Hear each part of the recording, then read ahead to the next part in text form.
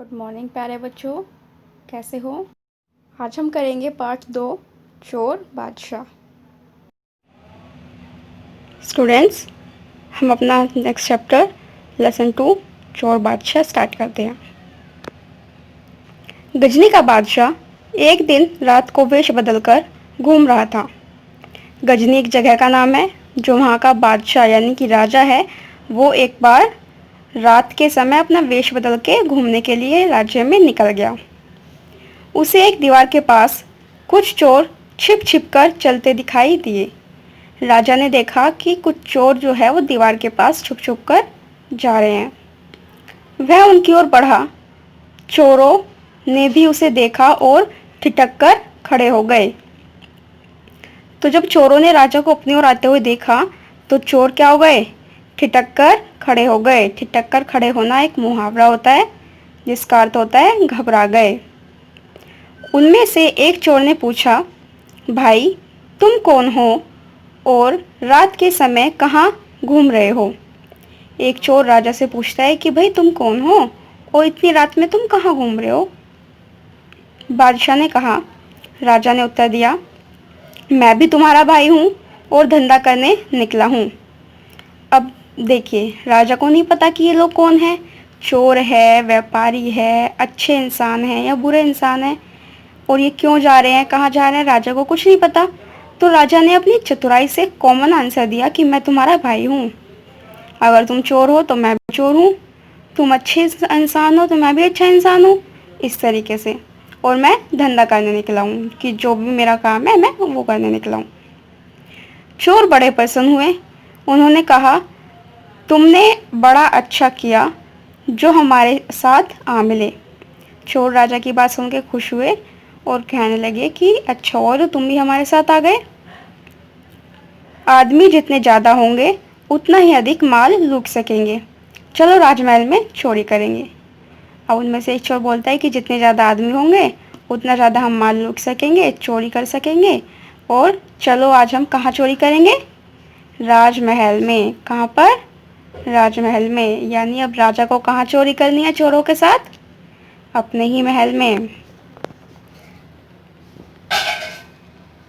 जब सभी चोर आगे बढ़े तो उनमें से एक ने कहा, पहले यह तो जान ले कि कौन आदमी किस काम में माहिर है।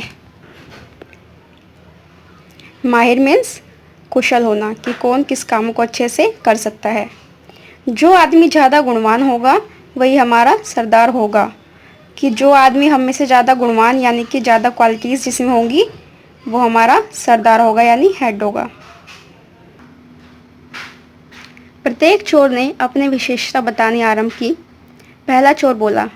अब सबने अपनी अपनी क्वालिटीज़ बतानी स्टार्ट की और पहला चोर कहता है, मैं मिनटों में ही कुत्तों से मित्रता कर सकता हूँ। हमारे काम में कुत्तों से बड़ी अड़चन होती है, मैं उन्हें शांत करना जानता हूँ। तो पहले चोर ने क्या क्वालिटी बताई कि मैं कुत्तों से जल्दी से मित्रता कर सकता हूँ और उन्हें शांत रख सकता हूँ। जो कुत्ते हैं वो हमारे काम में अड़चन मीन्स बाधा या फिर परेशानी उत्पन्न करना, कि वो हमारे काम में परेशानी उत्पन्न करते हैं। दूसरा चोर बोला। अब दूसरा कहता है, मेरी आंखें अंधेरे में भी अच्छी तरह देख लेती है, कि मैं अंधेरे में भी अच्छे से देख सकती। तिजोरी कहाँ है, मैं अंधेरे में भी आसानी से देख सकता हूँ। उसने कहा कि तिजोरी कहाँ है या क्या चीज़ कहाँ पर है वो आराम से देख सकता है। तीसरा चोर बोला। अब तीसरे ने क्या अपनी क्वालिटी बताई, मैं सेंध लगाने में माहिर हूँ, मोटी से मोटी दीवार में इतनी आसानी से छेद कर सकता हूँ कि जरा भी आहट नहीं होती।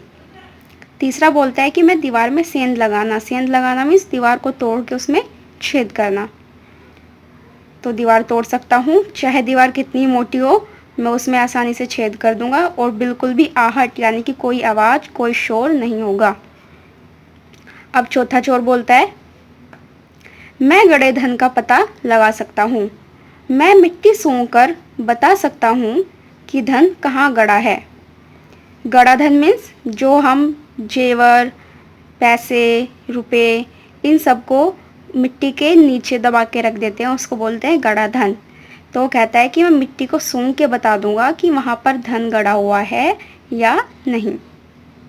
इसी तरीके से पांचवें चोर ने भी कहा, मैं ऊंची से ऊंची इमारत पर बिना किसी सहारे के चढ़ सकता हूँ और ऊपर पहुंचकर अपने साथियों को भी चढ़ा सकता हूँ। तो पांचवा कहता है कि कितनी भी ऊंची इमारत हो मैं उसके ऊपर आराम से चढ़ जाऊंगा बिना किसी सहारे के, बिना किसी रस्सी के, और अपने साथियों को भी चढ़ा लूंगा। जब सबने अपने अपने गुण बता दिए तो उन्होंने बादशाह की ओर देखा। एक चोर ने पूछा, तुम भी तो अपनी विशेषता बताओ जिससे हम अनुमान लगा सकें कि तुम हमारे काम में कैसे हमारी सहायता करोगे। तो सबने अपनी क्वालिटीज़ बताई। फिर राजा की बारी आई तो राजा को एक चोर कहता है कि भाई तुम भी बताओ तुम्हारे में क्या विशेषता है जिससे हम ये अनुमान मीन्स अंदाज़ा लगा सके कि तुम हमारी कैसे सहायता कर सकते हो। बादशाह ने मुस्कुराकर कहा, मुझ में ऐसा गुण है जो तुम में से किसी में भी नहीं है। राजा कहता है कि एक ऐसा गुण है मुझ में जो तुम में से किसी में नहीं है। अरे वाह, ऐसा क्या गुण है, हमें भी बताओ, चोरों ने कहा। सभी चोर बोलते हैं कि भाई ऐसा क्या गुण है, बताओ, हमें भी बताओ। बादशाह ने कहा, अब राजा अपना गुण बताता है, मैं अपराधों को क्षमा करा सकता हूँ। अगर हम लोग चोरी करते हुए पकड़े गए तो हमें मृत्युदंड मिलेगा, परंतु मेरी दाढ़ी में यह विशेषता है कि इसके हिलाते ही सारे अपराध माफ हो जाते हैं। तुम चोरी करके भी सज़ा से बच सकते हो। तो राजा बताते हैं कि मैं जो हूँ, मेरे अंदर ये क्वालिटी है कि मैं तुम्हारे अपराध, जो तुम ये गलत काम कर रहे हो, उनको क्षमा करा सकता हूँ, माफ़ करा सकता हूँ। और वो कैसे माफ़ करा सकते हैं कि मैं अपनी दाढ़ी को हिलाऊंगा और तुम्हारे सारे अपराध माफ़ हो जाएंगे। अगर हम चोरी करते हुए पकड़े भी गए तो हम सज़ा से बच जाएंगे, वरना क्या होगा, चोरी करने के लिए हमें क्या मिलेगा, मृत्युदंड। चोर बड़े प्रभावित हुए। उन्होंने कहा, अब चोरों ने जब राजा की ये क्वालिटीज़, ये सारी विशेषताएं सुनी तो बहुत प्रभावित हुए और कहते हैं कि सचमुच तुम्हारी दाढ़ी में तो बड़ी शक्ति है भाई, तुम ही हमारे सरदार बनो। अगर हम पकड़े गए तो माफ़ी तो मिल जाएगी। अब चोर राजा से बोलते हैं, उनसे रिक्वेस्ट करते हैं कि भाई तुम्हारी दाढ़ी में, ये जो दाढ़ी होती है, ये दाढ़ी होती है, कि तुम्हारी दाढ़ी में तो बहुत शक्ति है, तुम ही हमारे सरदार बन जाओ।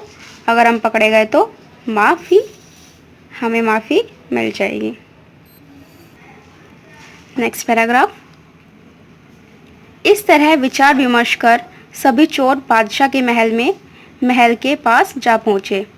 तो इस तरह बातें करते करते और विचार विमर्श यानी कि सलाह मशवरा करते हुए सब चोर महल तक पहुंच गए। वहां एक कुत्ता भौंका। अब एक कुत्ते ने भौंकना शुरू किया। एक चोर ने उसे विशेष ढंग से पुचकारा और वह शांत हो गया। तो जो एक चोर ने अपनी क्वालिटी बताई थी कि वो कुत्ते को शांत कर सकता है, उसने उसको पुचकारा यानी कि प्यार किया। कुत्ते की बॉडी पे उसको हाथ फेरना, उसको प्यार करना, उसको बोलते हैं पुचकारना, और कुत्ता शांत हो गया। दूसरा चोर उछलकर महल की दीवार पर चढ़ गया। दूसरे ने क्या किया, वो उछला और महल की दीवार पर चढ़ गया। ऊपर से रस्सा डालकर उसने बाकी चोरों को भी ऊपर खींच लिया। तीसरे चोर ने महल की दीवार में सेंध लगाई यानी कि महल की दीवार में छेद किया और खूब लूटपाट की, और जो भी वो लूट सकते थे सब कुछ खूब लूटा। जब सब लूट का माल लेकर चलने लगे तो बादशाह ने सबके नाम और पते पूछ लिए और उनसे विदा ली। तो सब ने लूट लिया, फिर सब अलग अलग होने लगे। तो जो राजा है उसने क्या किया, उसने सबका नाम पूछा कि तुम्हारा नाम क्या है और उनका पता कि वो कहाँ रहते हैं, ये डिटेल्स ली और सब ने एक दूसरे से विदा ली, यानी कि सब फिर अलग हो गए। आज हम यहीं तक पढ़ेंगे, बाकी चैप्टर हम नेक्स्ट क्लास में कंप्लीट करेंगे। अब बात करते हैं आज के होमवर्क की। आपका होमवर्क ये है कि आपको इस लेसन के शब्दार्थ अपनी कॉपी में करने हैं। काम आपको ब्लैक और ब्लू पेन से करना है। डेट, क्लास नंबर 7 जो हमारा वीडियो सेशन है 7 भाग 1 चोर बादशाह का आज जो चोर बादशाह पार्ट है उसकी आज पहली क्लास है तो भाग 1। ठीक है, यहाँ पार्ट 2 डालेंगे चोर बादशाह और शब्दार्थ। ये सारी चीज़ें आप ब्लैक पेन से करेंगे। इस तरह से आपको शब्दार्थ करने हैं। नंबर डालिएगा, शब्द और सामने उनका अर्थ। आपकी बुक में भी है या फिर आप स्क्रीन को पॉज करके भी देख सकते हैं। डन। आई होप सभी ने देख लिए होंगे। इसी तरीके से आप अपनी कॉपी में भी करेंगे। चलिए नेक्स्ट क्लास में मिलते हैं और अपना चैप्टर कंप्लीट करते हैं। Thank you and have a nice day.